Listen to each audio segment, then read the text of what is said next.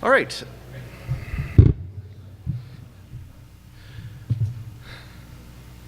So good morning, everyone, and welcome to Saturday morning in the Charleston conference world. I've been thrown off all week because we're a day early this year.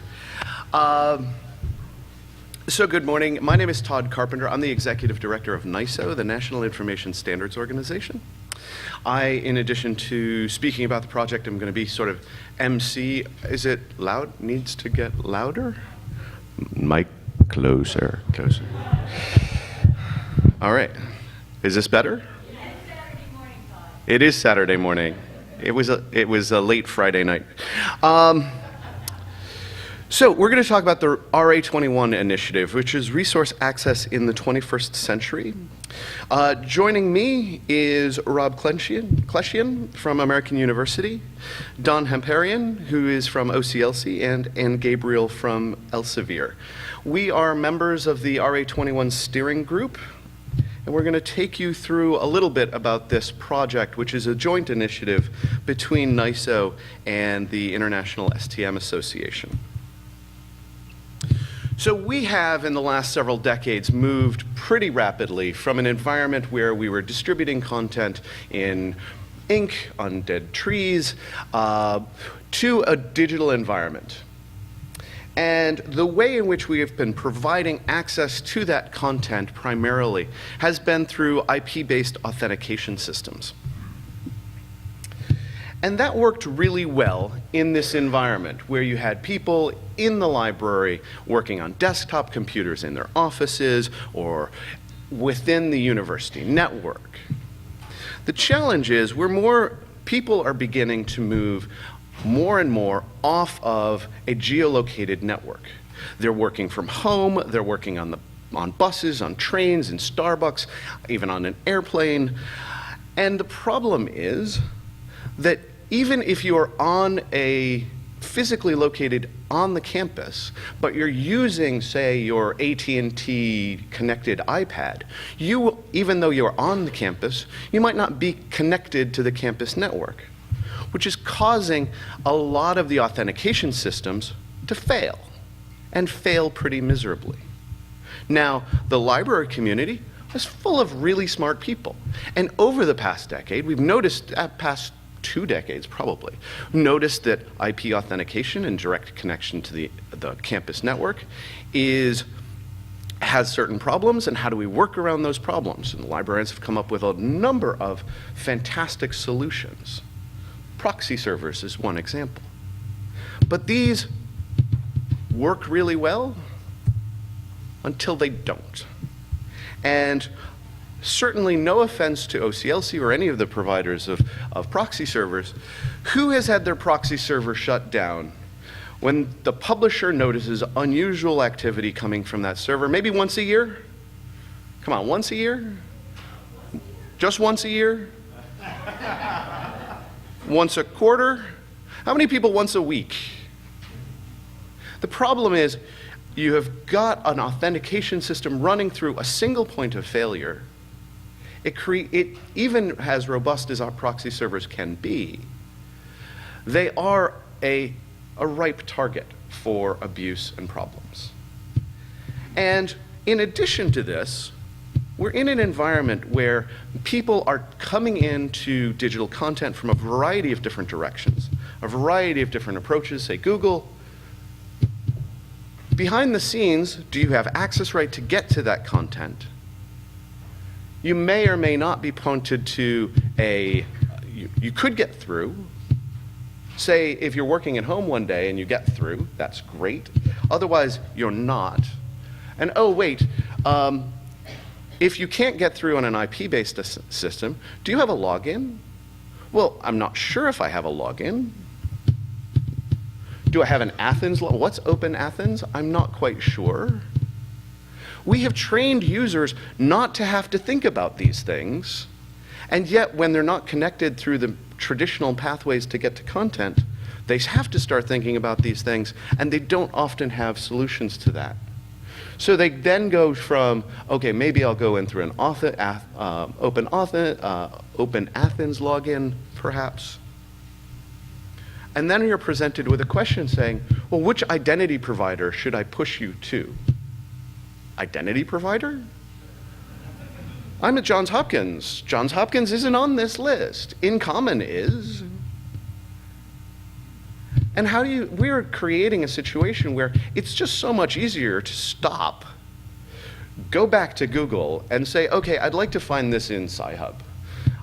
Because the user experience going to Sci-Hub is a lot better than this.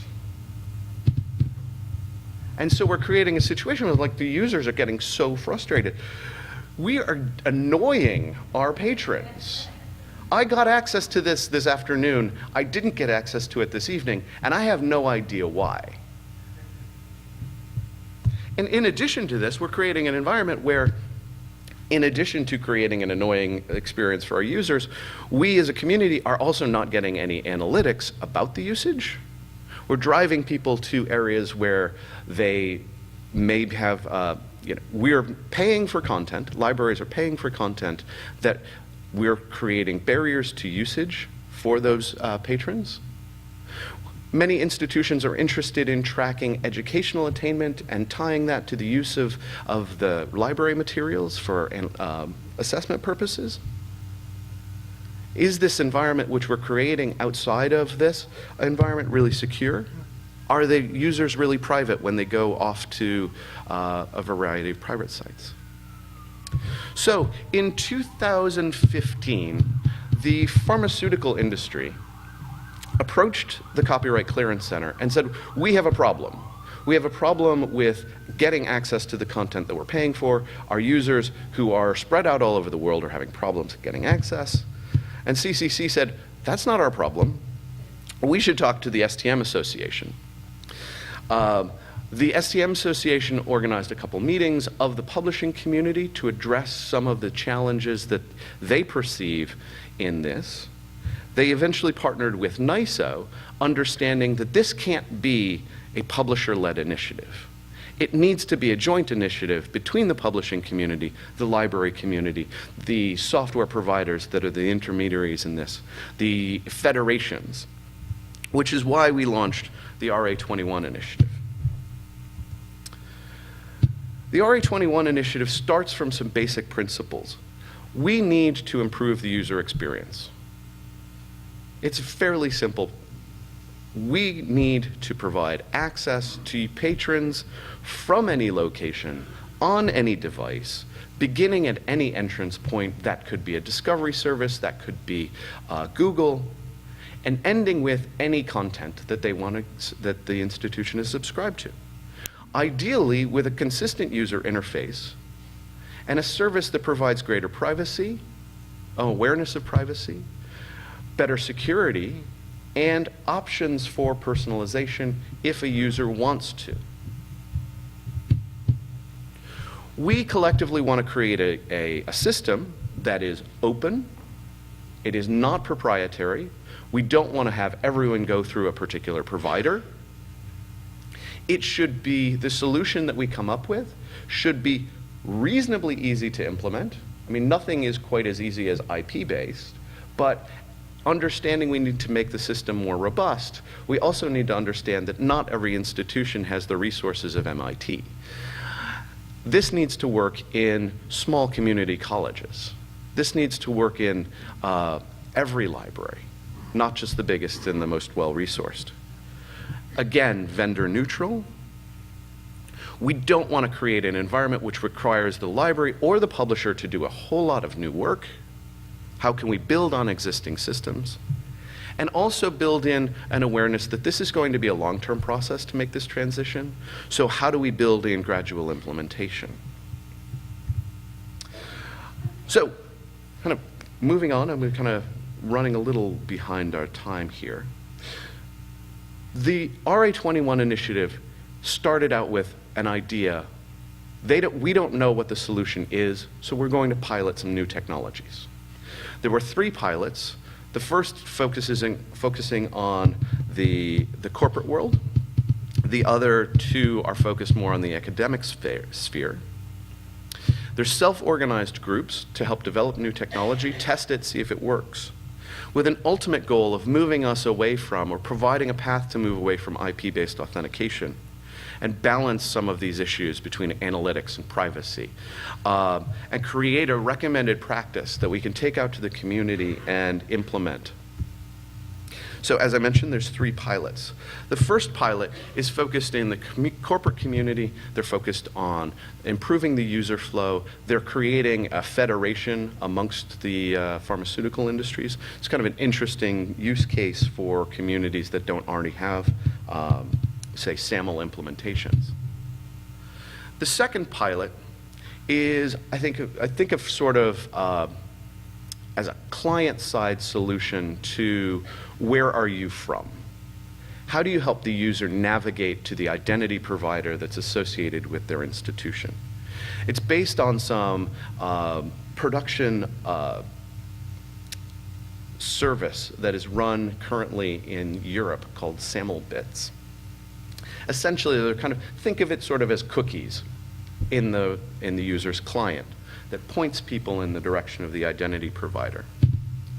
And so, for example, it might be sufficient not to have your entire email address, but at least your top-level domain. Are you from MIT? How can we then associate MIT with its identity providers and help people navigate through SAML implementations in that way? The second pilot is slightly more complicated, with a notion of having a cloud-based solution to navigating this where are you from problem by something called a WAYF cloud, which contains information about identity providers and institutions, and allows publishers to exchange information between publishers to pass them from publisher A to publisher B to publisher C, which is also a problem in the authentication space. So that's just very quickly where we stand with the pilots. We don't have a lot of time to get into the technical details of what those pilots are trying to achieve. But this is an open process, an open project. You can get more information by going to RA21.org. You can sign up to participate in either of the 2 groups. And with that, I'm going to pass it on to Rob, who's going to talk a little bit about the perspective here from an academic library perspective and why some of these problems exist and how we can help address them. Thanks, Todd. Todd's done such a fabulous job kind of explaining the initiative and the background for it and where we're at today that I really have nothing to say. So we got hooked up with this probably about a year ago when NISO and STEM had a joint meeting in Washington, D.C., and they called together folks from from the publishing industry and vendors and from people from all different types of libraries to talk about sort of what Todd was just talking about, sort of like the future of authentication and what that might look like. So I went back to my library and we started talking about this and started asking kind of like what's the problem that really needs to be figured out here. We know through turnaway stats, just like everybody else here, what you don't have access to and what people are trying to get to and why they can't get to it. But the question that we can't answer is how often people run into issues getting to the resources that you actually are paying for, unless they provide feedback about that themselves. So we are acknowledging more and more that we really don't know a whole lot about all of our users' different types of backgrounds, where they came from, if they're an undergraduate, were they a transfer student, what kind of experience did they have at the library that they were at before, if they're a graduate student, same thing, if they're a new undergrad, what kind of library experience did they have in high school, and we don't know a lot about that in a lot of cases. And so how do we try to provide them with a search and discovery experience that just works?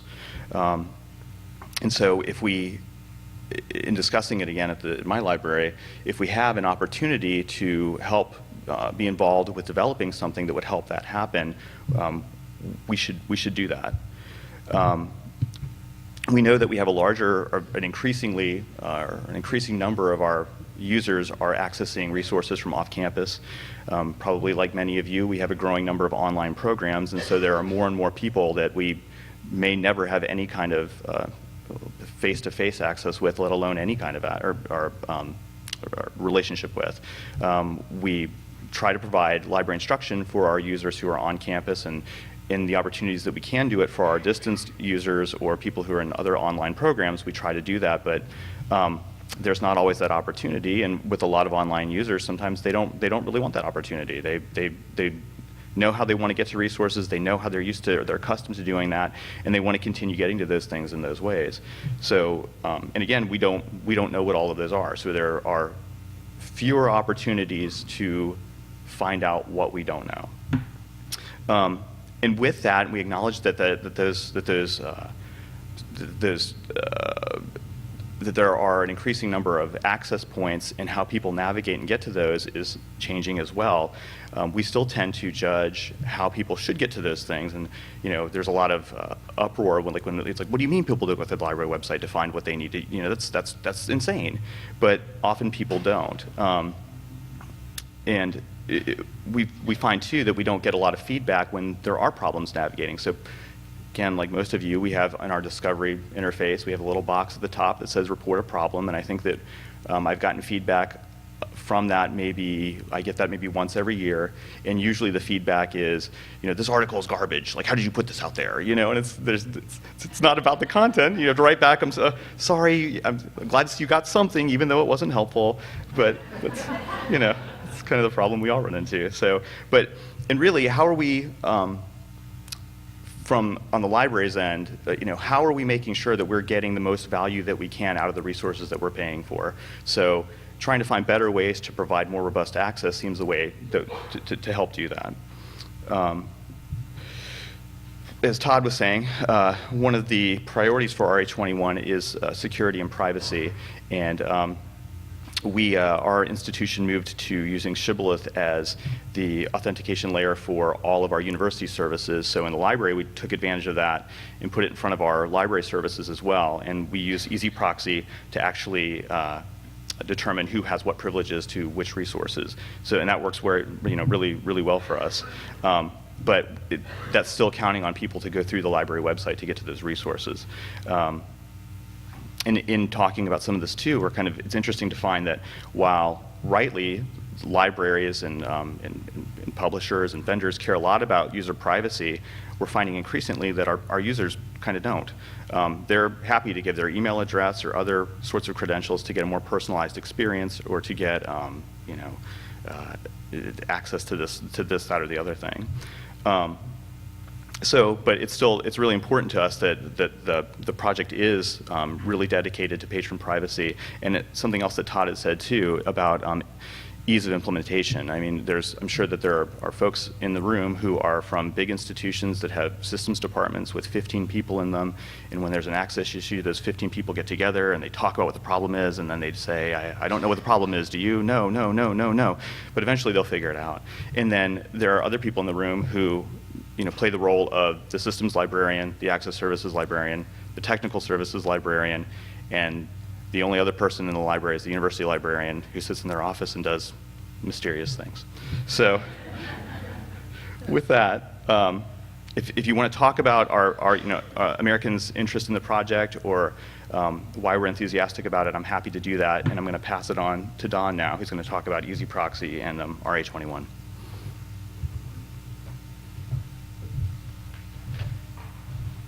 Good morning. Normally I'm plenty loud without a microphone, but I know this is a big room. I'm Don Hamparian, and I'm the product manager for Easy Proxy. I've been with that product for about 9 years now, and it's been, the Easy Proxy product's been there since the year 2000, so it's a very long-lived product serving a very valuable purpose.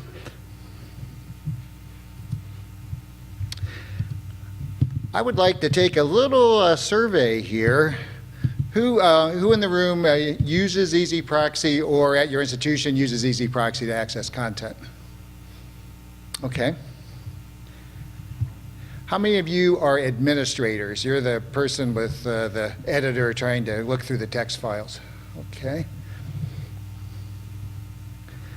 Before this panel, how many of you knew what RA21 was? That's pretty good. Okay. Sometimes we think it's a very well-kept secret. It seems like it takes a while to get the message out. Now, this case, I'd like everyone who's a librarian to raise their hand, because I want to get the library view. How many? And then if you're not using SAML, lower your hands. And if your library systems are integrated with SAML SSO, keep your hands up. And so in other words, the last set of people with hands up should be people that have SSO, SAML, and have their library systems integrated. Okay, thank you. So as we see, there's a pretty long pathway here, and I'm going to describe that, how we're going to support you all on that pathway. So our commitment to you, because not every institution is SSO enabled, especially in the library services area, we will, in Easy Proxy, we will provide support for whatever evolving standards come out of the RA21 initiative. Most of them, I think, are related around institution discovery. In other words, I start somewhere, how do I get to my authentication page, essentially is what that means.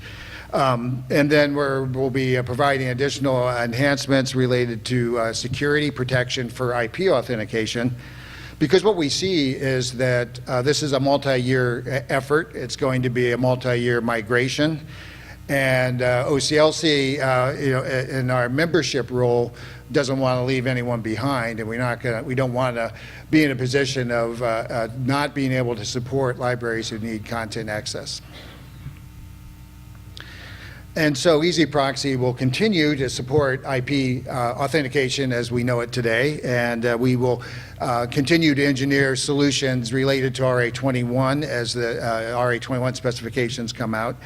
And we're also looking at ways to improve the way we define databases. So those of you who are Easy Proxy administrators have lived the dream of seeing a website no longer work and having to scramble to get a corrected definition for it, and we know we need to improve that process. And then I'm going to take this as sort of a 3-minute sidebar for people in the room about Easy Proxy security for the problems that exist today. And we're pretty aware of the problems that exist today, so I won't go into those types of details. By far, the most important issue to resolve are compromised credentials. The Easy Proxy is a point of attack because it's a place where your users go through, but Easy Proxy is not hacked and in some way broken, but it's because that's a convenient place for hackers to look, because all these people with credentials with passwords of test12 or I love my library or admin1 are coming through. And the sophistication has grown in this password hacking world, and it's very important for you and your patrons at the institution level typically, but sometimes it's local to Easy Proxy to have a sound password policy. The other aspects, I sort of broke this down to four-part strategy. I will not go through these in detail in my few minutes remaining, but essentially you need to be protected and be prepared. You need to have a plan for how you would deal with compromised credentials.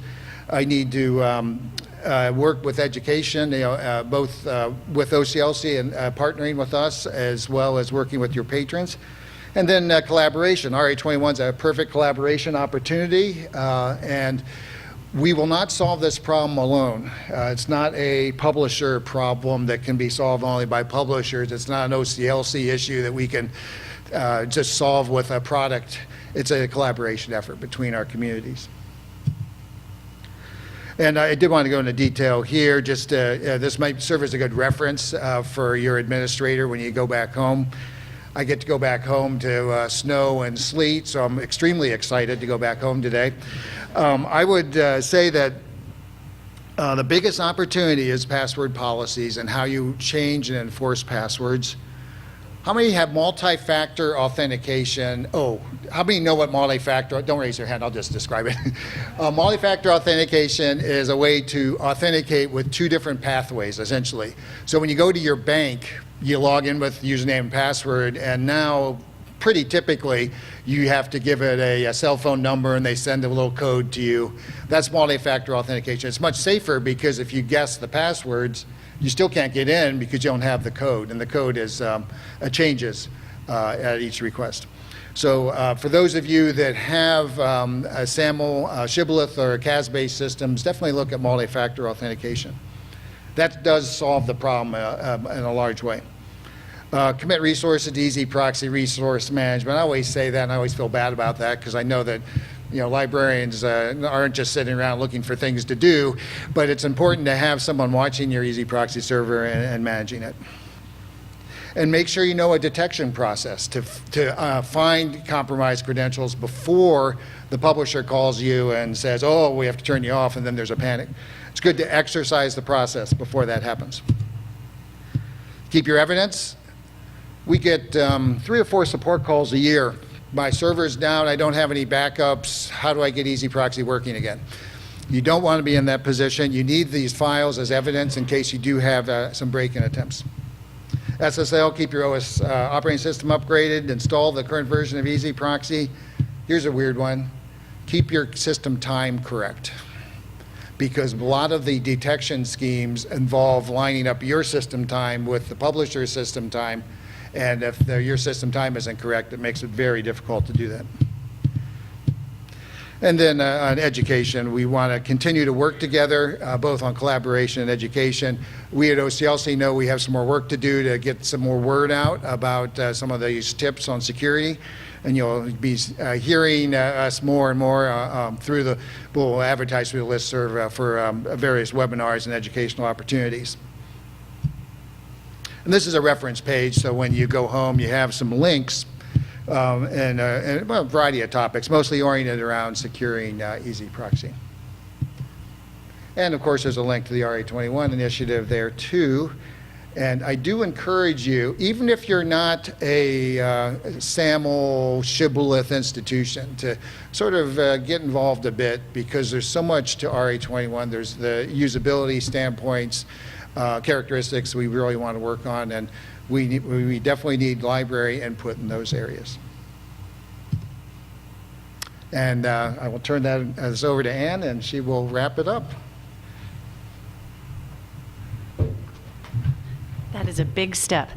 Thanks, Don. Really appreciate it. And going last, I think I can make my presentation short because I think most of my colleagues have done a really effective job in explaining the use cases for the RA21 initiative. But I would like to share some of the publisher's perspective. Although I want to stress too, I'm standing here with my STM hat on as chair of the RA21 Outreach Committee. So in addition to my fellow panelists here who have done such a nice job, I see many of you in the audience, Michelle, Jean, Judy. We participate in monthly calls in an effort to get the word out about RA21, and I was so encouraged by the show of hands that I saw in the audience that many of you are aware, and that's due to the efforts of my colleagues. So from the publisher perspective, good discovery experience relies on 2 things: accurately predicting user needs and correctly representing the publisher-customer link. And I think our first indication, well, there were many indications of where this started to go awry, but one of my colleagues mentioned MIT in an example, and that's where I had a wake-up call a few years ago, where I was in, the office of a faculty member who was running one of my journals, and he barked at me and he's like, well, how come I can't get access to my journal? And I tried to unpack it because MIT has access to most things. This shouldn't be an issue. And he was trying to access it from home, and he didn't know how to work within his library framework once he was off campus to do that. And I think we also saw this when the Sci-Hub usage statistics came out in that report, and you saw many institutions with lots and lots of entitlements actively using Sci-Hub as a convenience factor. I think that was really unexpected, and this was one of the reasons why publishers wanted to get involved in this issue. There's a lot of advantages for the community more broadly, and publishers in particular. With user consent, we're going to be allowed to provide a better, more customized experience. I think there are a lot of people who are astonished about the fact that we actually know very, very little about our users, and it's a fine balance between understanding their needs and serving them better. And you can't do that when all you have is reports from a general IP address. We'll be able to work together with the library in order to ensure the data integrity of content on their platforms, which is also another really important advantage. I know this raises concerns about user privacy, and I wanted to reassure the people in this audience and more generally that user privacy is one of the guiding principles of RA21. And the General Data Protection Regulation and e-privacy regulation proposal arising from the EU act as our guidelines. And so this is important. STM is a global organization. This is a global initiative, and we have to comply with the most, and want to comply with the most restrictive privacy regulations across the globe. So where the US might be a little bit weaker on this, we're taking the high road. SAML federated authentication technology has built-in mechanisms for preserving this privacy. And I think it's important to understand that the institution is fully in control of what personally identifiable information is disclosed to the resource provider. So you're in control. And also, in terms of individual end users, publishers can then ask for personal information for those users via the normal registration processes, disclosing privacy policies if, for example, end users would like to get email alerts or whatever that is, but that's their choice. It's all opt-in, not opt-out. So we're very, very committed to privacy as part of RA21. Rushing to the end, I just wanted to give you an idea of some of the scope of our outreach activities, because that's really what I'm here to talk about, not necessarily the technical aspects of the implementation. But we really started outreach in earnest in December of 2016. The need for this paper was also put forward in an early paper presented at CNI. But since then, there's been an alphabet soup of outreach. Most of you are embedded within the industry enough to know what all these things are. But we presented at CNI, STM, SSP, JISC, the Aglan Forum, which is Australian government libraries, and we did an event with SURF in Utrecht this September. We presented again at Internet 2 in October in San Francisco. We're here at Charleston. So looking ahead to 2018, for future updates, you can find us at UKSG. The Copyright Clearance Center is hosting a webinar on November 16th regarding the corporate pilot. You can let me know if you would like information to register about that. We're presenting at ALA Midwinter at the PSP meeting, that's the Association of American Publishers Professional Scholarly Publishing Division, at MLA in Atlanta, and at SSP in Chicago. And if you go onto the RA21 website, you can see that there's been references to RA21 in the news, and there are some more in-depth opinion pieces that you can look at. RA21 is also drafting a position paper whose audience will be identity providers and federation operators, and the topic is regarding metadata extensions and session management recommendations. And the goal is to provide identity providers and federation operators with guidelines so that they can immediately start to improve the user's identity and discovery experience. And we'll send out alerts when that is available to review.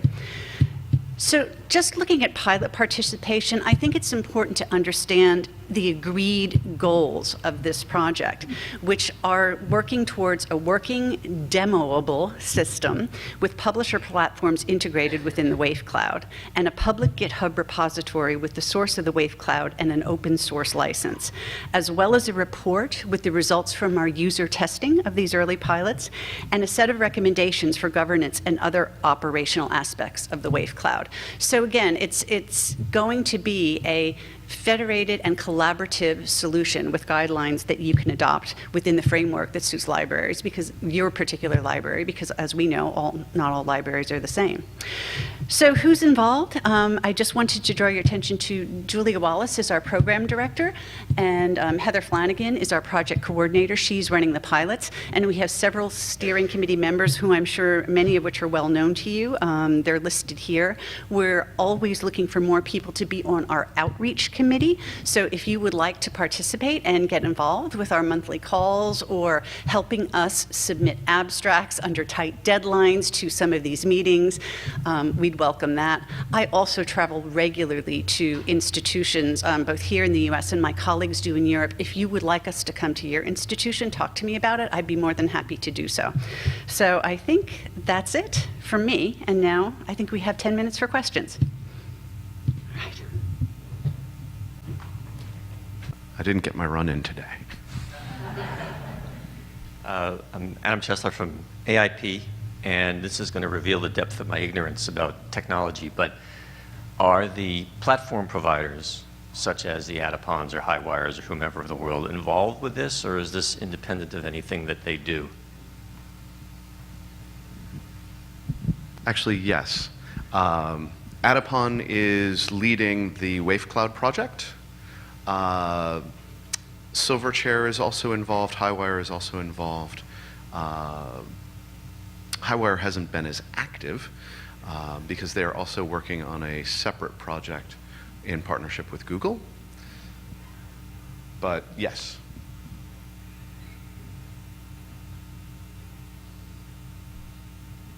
Sure. So y'all have this idea of this new type of access, et cetera, et cetera. Do you have any ideas as to how it's going to work yet, or we're just in the framework at the moment of, okay, we need it, we want it, we're going to make it? Does that make sense? So are we in the idea stage, or are we actually in the building stage? Are we going alpha? Are we talking about alpha? Are we? We are past the idea stage, and we're in the pilot starting to build phase. And I'm not sure if we would call that, I guess we'd call that alpha. That's probably a good way to state it. If I call it an alpha, I'll stick with alpha. and then that'll help us drive and understand what we need to recommend and what we would need to take home, and so in my case, what I need to take home in order to support the output of the project. The expectation is, well, we were hoping to have pilot technology done by the end of this year. That timeline is slipping into first quarter of next year, but the idea is we'll have pilots up and running that people can look at in the first quarter of next year. I can also say that not as a programmer.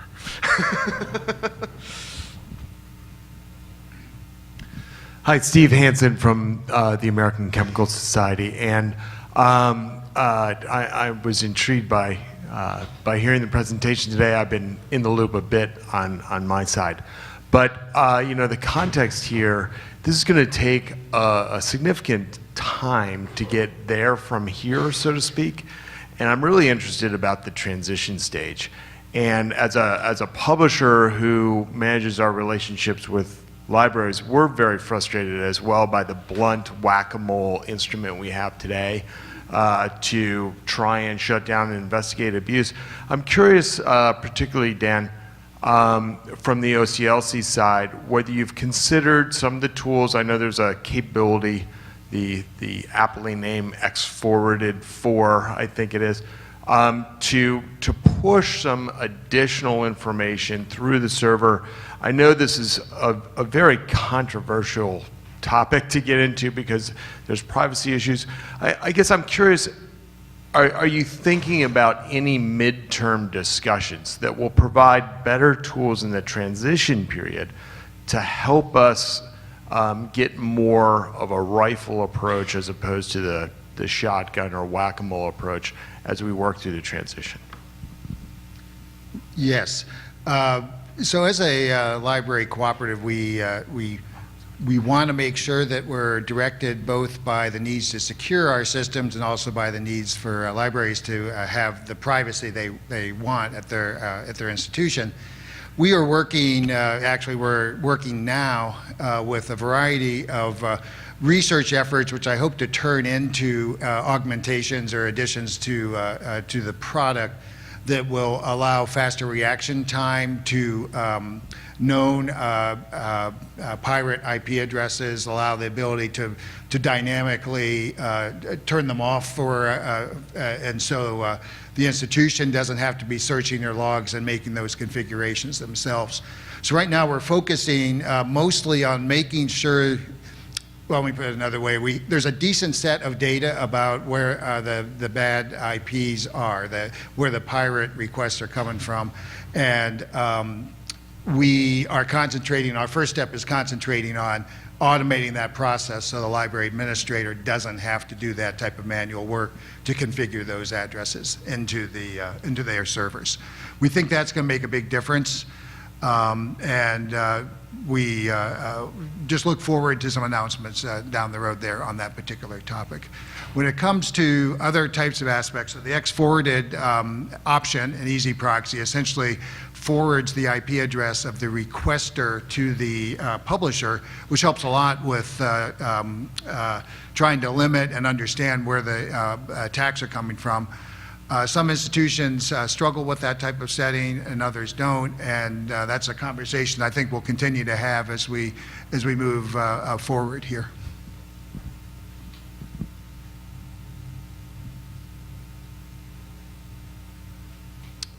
Any other questions?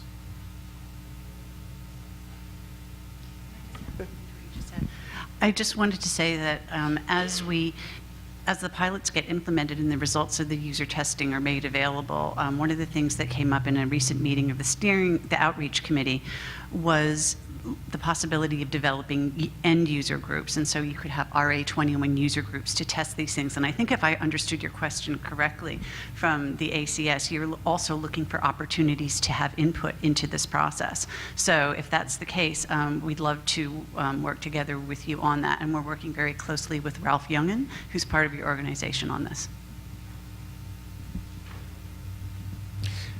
And once we get to, in 2018, once we get to a recommended practice, the point at which this initiative will really succeed or fail is not when we have some working technology, it's whether or not institutions and publishers adopt it.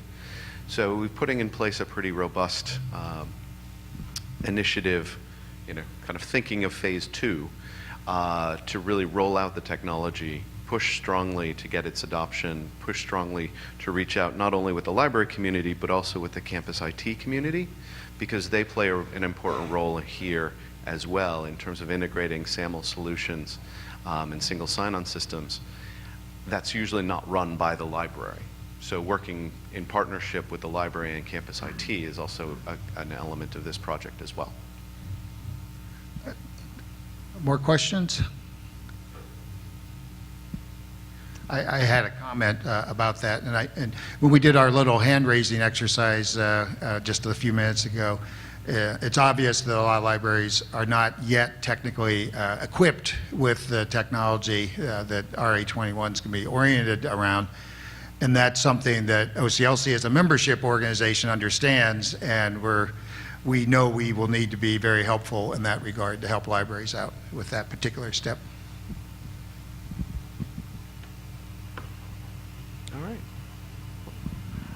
Yes, thank you very much. Thank you, Don.